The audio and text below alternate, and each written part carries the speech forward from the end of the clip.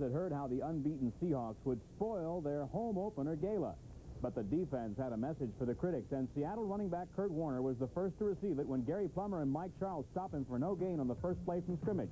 Seattle quarterback Dave Craig did manage to move the team a little. A first down pass to Steve Largent gained 23 yards into Charger territory. And it looked like the mighty Seahawk offense might gain some points. Till right in, Tyrone Keys deflects the pass into the hands of left outside linebacker Keith Browner. And Browner was off to the end zone. A 55-yard return to electrify the crowd and stun the Seahawks 7-0 San Diego. Only problem with the defensive score, the other team gets the ball right back, and a scrambling Craig found John L. Williams at the Chargers 17 with a nice pass to gain 30 yards. Another first down pass. And then it was Warner's turn to try on the ground again. But Lee Williams turned Warner back for a loss of 1 at the 18-yard line. Then it was the pass defense time to rise. Well, I was just in the right place at the right time. Some great calls by Coach Lynn. The one-post corner by Largent, I had outside technique. He ran outside. But Byrd was more outside, picking off the pass for the touchback. The Chargers' drive, however, failed, so Seattle got the ball back. Warner wishes they hadn't, as Chuck Fawcett punishes him for trying to run inside, and Vencie Glenn did the same to Dave Craig 4 plays later. It feels good to get a sack. You know, I'm tired of linemen picking me up, but it felt good. Coach called a good call, and unfortunately it worked. The Seattle field goal attempt failed, so San Diego drove from its own 26-yard line. Gary Anderson off right tackle for 9, out to the Chargers 35. Then it was Anderson again on 2nd and short, bursting up the middle for 10 to the 45-yard line as the first quarter neared an end. The second quarter continued the drive as Babe Laufenberg found Darren Flutie, and the rookie managed to gain 28 yards down to the Seattle 31. Once again, the Chargers are moving between the 20s. But once again, they couldn't punch it in the end zone. So Vince Abbott came in and nailed a 48-yarder to give San Diego a 10-0 lead over the visitors. Again, the Charger defense rose to the occasion as good coverage by Byrd on this pass for Ray Butler makes it an incompletion. Another first down aerial attempt by the Seahawks. And on 3rd down, they didn't fare much better as a heavy rush by Lee Williams forces Craig to misfire on a pass for Largent. Speaking of Largent, here is one for the ages. On 2nd down from the Seattle 45, Craig will hit Largent with a 19-yard strike. And the veteran receiver breaks the record for most receiving yards in a career with 12,167, a record that belonged to Chargers receiver coach Charlie Joyner. But the Charger defense wasn't impressed. When John Williams tried to get inside the Charger 20, Mike Charles had stopped him for a loss, forcing Norm Johnson to try the field goal. The 40-yard attempt is good. Seattle gets on the board at halftime to trail San Diego 10-3.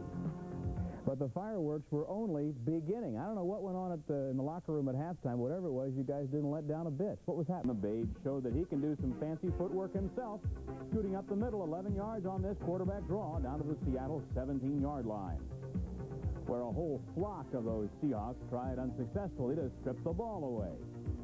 And when Babe wasn't running, he was passing, hitting Eric Severs on the screen here, but Bosworth stopped Severs short of the first down.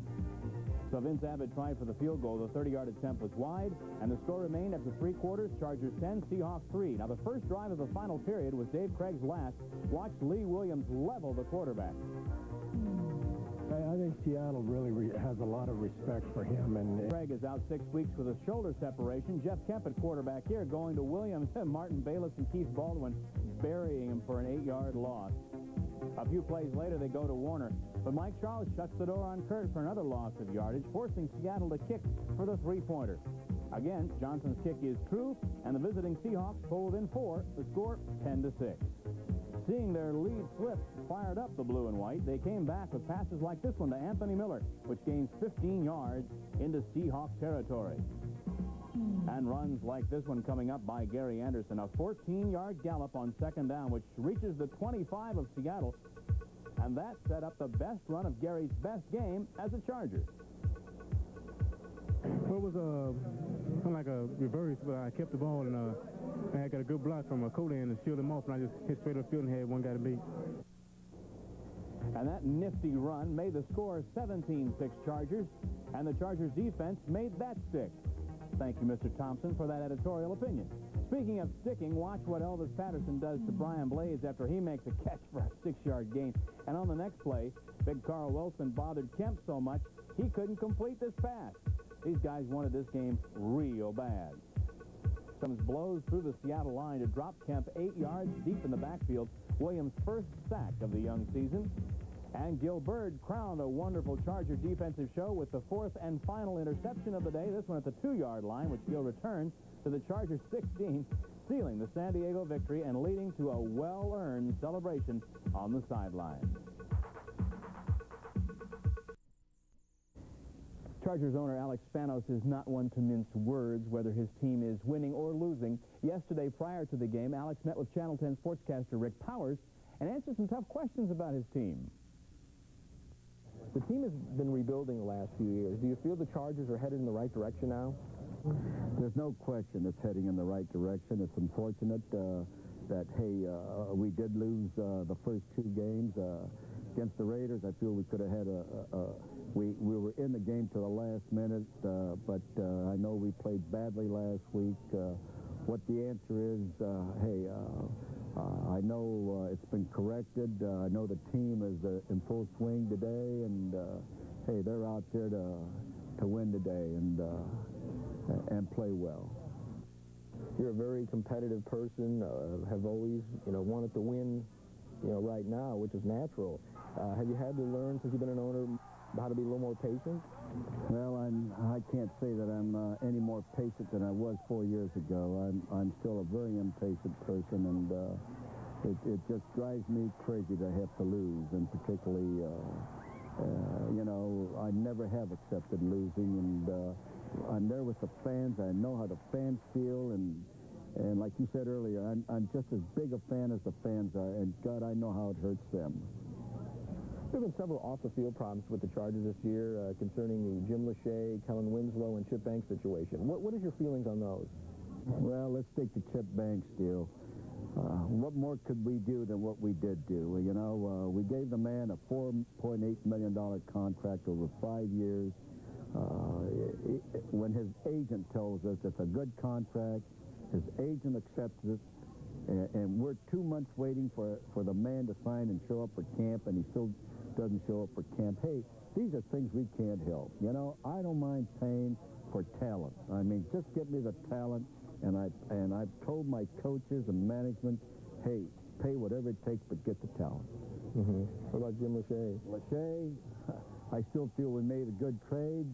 Hey, only time will tell. I mean, there's a few other things that we can't say about the Lachey trade today, and I know this, that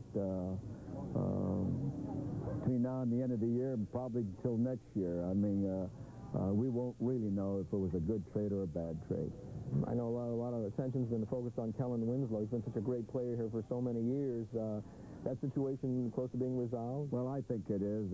Kellen wants to retire, and with it, hey, he has his thoughts about what he wants to do, and I'm sorry that he did. He's a great player and someone that we were looking forward to playing for us this year, and hey, it's unfortunate. But as you say, I hope it's close to being resolved. There's also been a reported rift between Al Saunders and Steve Ortmeyer. What is your comment on that?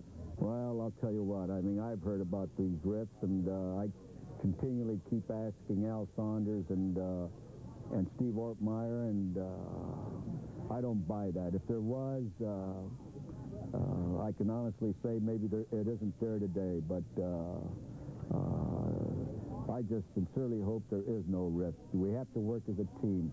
Management and coaching has to work as a team. If they can't work as a team, nothing works. And as I sit here, there's no way that they're not working together. The team. What would you like to say to the fans of San Diego about the future of the Chargers?